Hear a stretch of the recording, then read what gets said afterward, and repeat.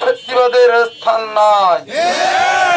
আমাদের এই প্রিয় কিশোরগঞ্জে আমাদের ফেসিবাদের দোসরদের কোন স্থান নাই। এর বিপক্ষে যে জাতীয় পার্টি অবস্থান নিয়েছে তাদের কোন স্থান কিশোরগঞ্জে নাই।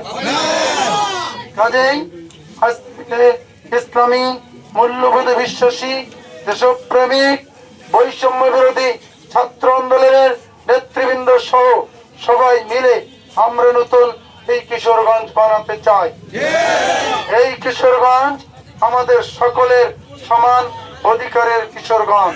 এই কিশোরগঞ্জের আগামীকালের জনসভা সফল করার জন্য সকলের জন্য সুস্বাস্থ্য কামনা করছি। সকলের জন্য আগামীকালের সমাবেশকে সাফল্যমণ্ডিত করে তোলার জন্য যার যার অবস্থান থেকে সহযোগিতা করার আহ্বান জানিয়ে আমার কথা শেষ করছি। আল্লাহ হাফিজ।